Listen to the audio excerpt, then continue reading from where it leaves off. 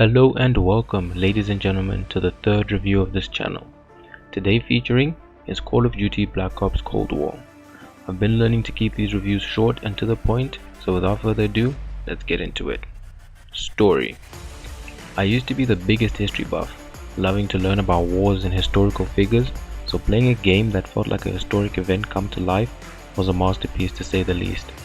Not only does it feel like you're involved in the making of history, but with the game being somewhat choice-based in terms of its dialogue, you can come up with different endings and different outcomes, which is just beautiful. This was my second time playing this game, and I played choosing a completely different route with different choices to give myself another unique experience, which I loved every second of. The graphics just make the game feel even more real since the characters look and feel like real people. My only problem is that the game is quite short, seeing as how I beat it in 3.5 hours. Granted though, I didn't do any side missions as I don't generally like going out of my way to play them. It takes people about 14 hours on average to fully complete the game. Gameplay. The gunplay in this game is so good. While you can't exactly customize the mods like you can in multiplayer and Warzone, you can find guns lying around on the ground from people you've killed. That being said, it exposes you to trying new weapons you wouldn't normally because of some meta.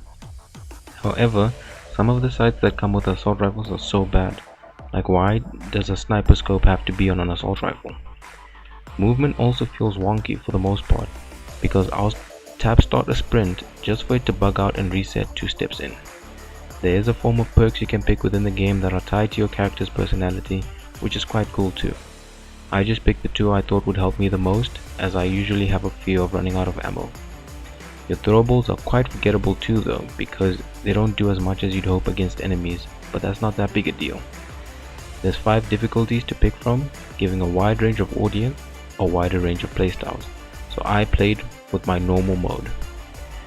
Failing missions isn't too punishing either, as you'll restart from your last checkpoint, which you'll never think is as close as it actually is, if that makes sense. Enemies aren't too hard too, they just get a bit annoying when they start to crowd you and gang up on you. Not to mention how they can almost one-tap you if you get too close and they'll melee you. There is a lock picking feature in this game which isn't too hard to pick up on, so it makes for some good puzzles. I do love how there's also some added interactions with enemies in the sense that you can use them as body shields, execute them, pick their bodies up and hide them too. They do implement some vehicle gunplay which is short-lived but fun. Performance. I did run at a constant 1080p 60 fps and the option was there for me to play in 120 fps. However, the game mode didn't pick up my monitor as being able to handle 120 fps. I say game mode because I believe it's just within story mode itself, as when I played Warzone 2 with some friends a couple months ago, I was able to run 120 fps, but do correct me if I'm wrong. I did play on the PS5 too. Extra details. I do have to mention that the game came out on the 13th of November in 2020, so the game is quite outdated considering Vanguard, Modern Warfare 2 and 3 did come out sequentially after.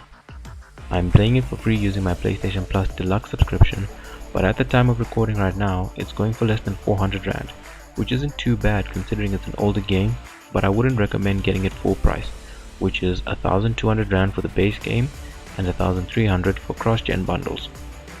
I have had my friend tell me though that they think the game has a better feel than the newer games because it sticks to being simple and arcadey rather than going for realism like the new Modern Warfare games.